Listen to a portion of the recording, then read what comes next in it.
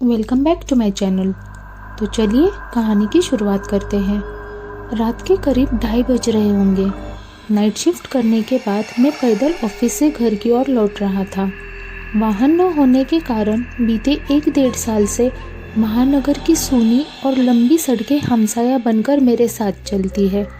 बाप रे, इतनी लंबी लंबी और भूतिया सड़कें ख़त्म होने का नाम ही नहीं लेती। बस चलती रहती है, रुकने का नाम ही नहीं लेती। कहीं ऐसा घनघोर अंधेरा कि पैर कहाँ पड़ रहे हैं पता ही ना चले, तो कहीं खंभों की लाइट से फुटफुटाते सफ़ेद झिलमिलाते प्रकाश में नहाती सड़कों की खूबसूरती देखते ही मन को भाती है। रोज़ाना का रूटीन होने के कारण अब इन सूनी और अंधेरी सड़कों से डर नहीं लगता। इन्हीं सूने और बियाबान रास्तों पर दिन भर इतना हैवी ट्रैफिक और चहल पहल रहती है कि एक कदम पैदल चलना भी मुश्किल हो जाए। मई की बेरहम गर्मी, माथे से छूटा पसीना और ऐसे में अचानक हल्की हल्की ठंडी हवा चलने लगे। माथे के पसीने से टकराती ठंडी हवा कितनी शीतलता प्रदान करती है। ऐसे में कौन बेवकूफ़ ही होगा जिसका मन गुनगुनाने का नहीं करेगा। गुनगुनाते हुए मैं आगे बढ़ ही रहा था कि अचानक आंखें एक जगह पर जाकर टिक गई। सड़क किनारे एक सभ्य सी महिला खड़ी दिखाई दी। करीब 100-125 फीट की दूरी रही होगी। कंधे पर छोटा सा बैग लटका हुआ था। वहीं पैरों के पास एक ब्रीफकेस जमीन पर रखा दिखाई दिया। सफ़ेद प्रिंट वाली साड़ी पहने हुए अपना सिर ढक रखा था। उससे तो वो किसी भले घर की ही गृहिणी लग रही थी। लेकिन इतनी रात गए, वो भी शहर के भीतर से गुजरने वाले हाईवे पर। कुछ अजीब सा लगा। हो सकता है मायका या फिर ससुराल वालों ने बस में बैठा दिया हो और बस किसी कारण से लेट होने पर महिला को देर रात यहाँ उतरना पड़ा हो। शायद उसका घर यही कहीं आसपास ही होगा, या फिर शायद सवारी ऑटो या रिक्शे का इंतज़ार कर रही हो। लेकिन इतनी रात गए रिक्शा कहाँ मिलेगी? शायद घर का कोई परिजन गाड़ी लेकर आ रहा होगा। शायद सोचते हुए मैं उसके बहुत करीब आ गया। नज़रों से नज़रें टकराई, मगर वो ज़रा भी अपने पलकें नहीं झपकाई। मेरे आंखों में बराबर देखती रही। भय का नामो निशान तक नहीं। वरना इतनी अंधेरी और सूनी रात में एक अकेली महिला, कम से कम मुझ जैसे मवाली सरीके को देखकर तो डर ही जाए। लेकिन वो तो लगातार घूरती रही। चेहरे पर ना तो कोई हाव ना भाव। हाँ, होठों पर मुस्कान बराबर जमी रही। मैंने ही अपनी पलकें झुकाई। मुझे ही नज़र हटानी पड़ी।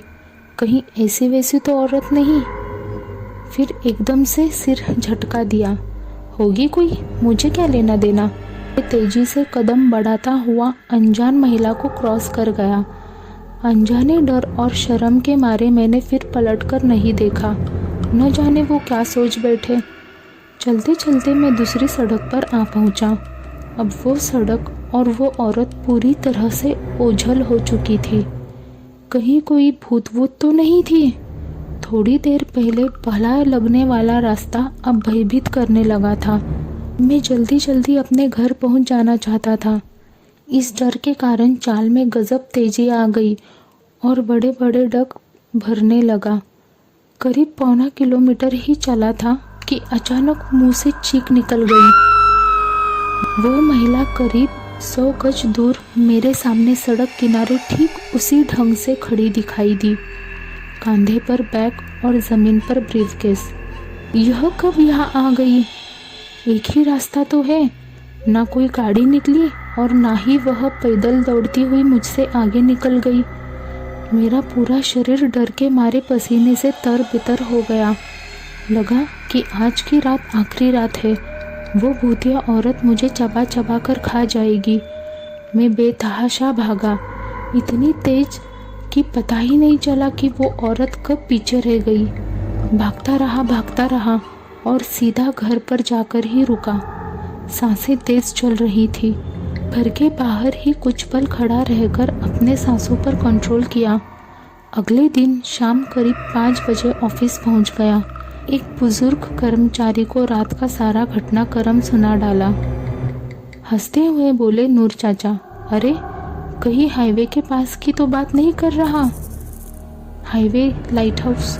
हाँ वही लाइट हाउस जहाँ जानवर कटते हैं। बेटा वो सड़क बहुत खतरनाक है, बहुत हादसे होते हैं वहाँ। तेज रफ्तार से बड़ी गाड़ियों ने बहुत सारे लोगों को कुचला है। सुना है कई साल पहले बस का इंतज़ार कर रही औरत को एक ट्रक ने रौंद डाला था। तुझे ही नहीं बहुत सारे लोगों को दिख चुकी है। लेकिन बेटा भली औरत की रूह लगती है, कभी किसी को नुकसान नहीं पहुंचाती। मैं हैरान था और परेशान भी। अब कैसे निकलूँगा उस रास्ते से रात में पैदल? और एक आत्मा, एक औरत की रूह से आमना सामना हुआ है मेरा।